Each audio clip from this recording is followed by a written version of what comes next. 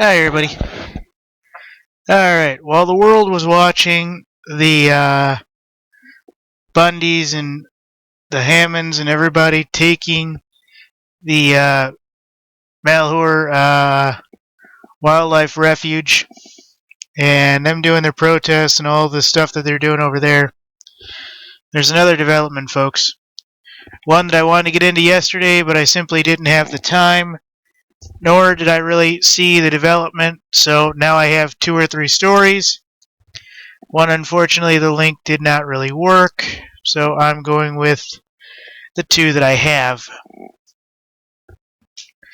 Folks, Iran and Saudi Arabia are about to have what I think is going to be the situation to end all events in the Middle East. Now, in 6 months to a year, it probably will blow over and nothing will happen like most of these conflicts. But one is Sunni, one is Shia, and Saudi Arabia executed like 57 people pretty much exclusively without basically having Iran even involved. And one of them was a cleric of some importance, among others. And some say he was a terrorist, others say he was a holy man, others say he was just an activist. And Saudi Arabia goes, I don't really care, he's dead, what difference does it make now? Kind of the Hillary Clinton story. So these guys are really starting to go crazy now. And it's gotten bad, folks. I mean, like half a dozen countries in the Middle East have now taken sides. I only found 2 stories, but I can tell you who's taken what side. This one that I got right here says that Iran threatens to destroy Saudi Arabia over execution. Saudi Arabia severs ties with Iran, so those 2 are basically gone. I know the UAE, United Arab Emirates, I believe has severed ties with Iran. Bahrain, Sudan, and have severed ties with Iran. UAE reduces number of its diplomats with Iran. I mean, folks, either they're getting ready to really whoop somebody's ass over this, or they're basically cutting them out and letting them die on the side. I don't know which, but this is basically what it's saying. The country's hardline Revolutionary Guard issued a chilling warning of the al-Saud family, saying they will topple the pro-terrorist anti-Islamic regime.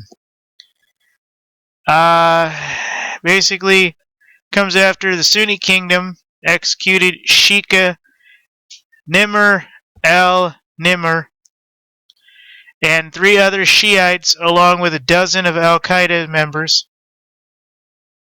The move appeared to end any hopes that the common enemy of ISIS could lead rapprochement between the 2 countries.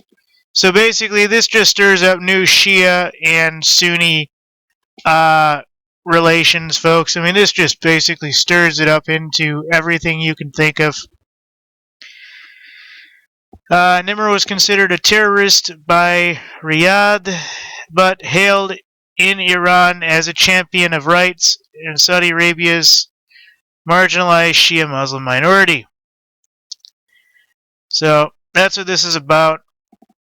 They executed a bunch of people and basically didn't ask for authorization and probably wouldn't have got it anyways.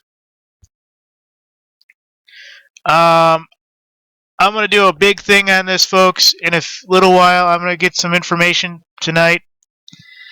And I think this is Bible prophecy. I think that Saudi Arabia and Iran are in the Bible at the end times going at it. And I think, if I'm right, Gog Magog gets involved and protects Iran. And that is when the Holy Land launches on Iran, or the whatever they're called in the Bible, folks. I forget what it was. And if that's true, I was looking at John Teeter quotes today and stuff like that. I know it's hokey, but all these little ideas, folks, that get tossed around by all these people, even if they're hokey, have meaning to future events. And some of them are better than others. I mean, just like you could go write something down tomorrow, about future events, I guarantee you at least half of them, as long as they weren't like Papa Smurf, did this or did that, would be at least somewhat right most of the time. But the executions have drawn international condemnation, with the United Nations Secretary Ban Ki-moon saying he was deeply dismayed with Saudi's actions. He said Sheikh al-Nimr and a number of other prisoners executed had been convicted following trials and raised serious concerns over the nature of the charges and the fairness of the processes. In other words, they just murdered them all, folks, right after the trials. There's reason to believe that at least some of them were innocent. Maybe not in Saudi Arabia, or by Saudi Arabia. But the very fact they just pushed this through and killed all these people means they had ulterior motives, folks. Meanwhile, Saudi Arabia kicked out Iran's diplomats on Sunday, saying an attack on a Saudi embassy in Tehran was the last straw. They're done. They're tired of this shit. I highly doubt this is going to lead to anything, folks, but their conflict is playing out on Arab streets big time. I believe this is in the Bible, folks. And this one here says Bahrain and Sudan sever ties with Iran. UAE reduces number of diplomats. So we have more people that are basically limiting their diplomats.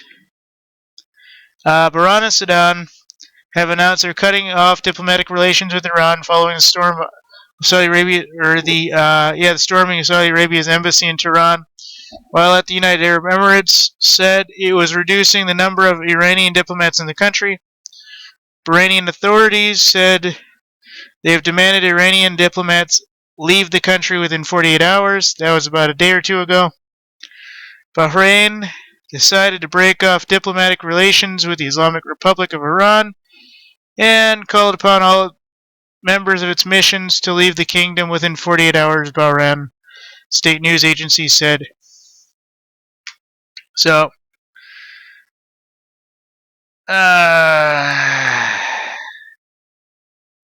basically, folks, it's been since about 1980 since the Gulf Kingdom executed this many people, and last time it was 47, this time it was like 51 or 57. I mean, it was a huge amount of people, and everybody is just really peed off at Saudi Arabia, and everybody's kind of just going, what the hell?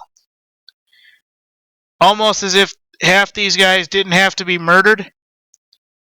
But, Saudi Arabia went, hey, I wonder what happened if we did this. Hey, you think they're going to do something? Nah.